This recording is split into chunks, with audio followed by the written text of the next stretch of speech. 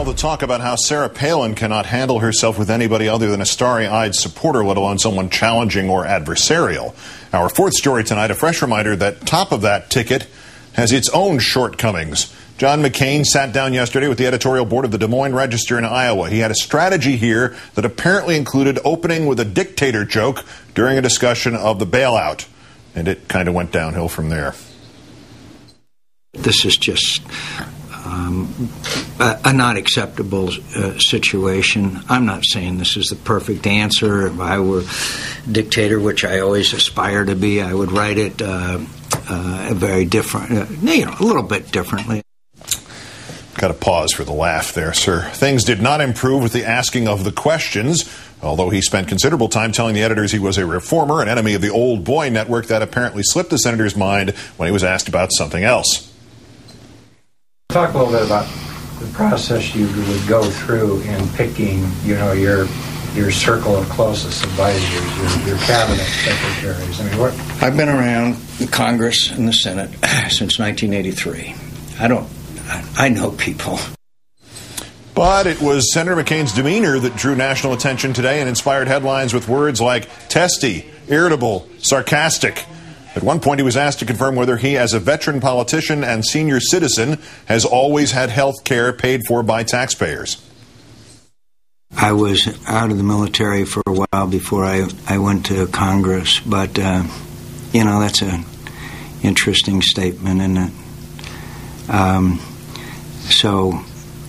And I have never been an astronaut, but I think I know the challenges of space. So the answer is that most of my life in serving my country, I have had health care. I did go a period of time where the health care wasn't very good. Is that the POW reference there? Mr. McCain was also confronted about his dishonest claims that Governor Palin had opposed the bridge to nowhere and that Senator Obama had supported sex ed for young kids, even though that bill, backed by the Illinois PTA, specified age-appropriate education, such as teaching those young kids how to defend themselves against sexual predators. How can you go about rebuilding trust without, I would contend, 100% absolute truth? Because I've always had 100% absolute truth. And that's been my life of putting my country first. And I'll match that record against anyone's, and I'm proud of it. And an assertion that I've ever done otherwise, I take strong exception to. And you'll have to provide better proof than a bill that Senator Obama supported that clearly calls for the teaching of sex education of young children. Even something like the ad implying that the lipstick on a pig reference was to Governor Palin. That just seems like that's not worth your seriousness in this campaign. Well, that certainly is your opinion, and I respect your opinion, but it's not the facts. Always 100% absolute truth. In his own 2002 book, McCain berates himself in retrospect for lying to win the votes of Confederate flag supporters in South Carolina. McCain also less than 100% truthful when asked why he chose such an inexperienced running mate. Note, PTA membership counts, and he says mayor twice. Well, thank you, but I disagree with your fundamental principle that she doesn't have experience. She has been a mayor. She's been overseer of billions, I don't know how many billions of dollars of natural resources. She has been she's been a member of the PTA. She's been a governor. She's been a mayor. She has had vast experience on one of the fundamental challenges of America, and that's energy. I'm proud of her record, and it's not an accident that she's the most popular governor in America.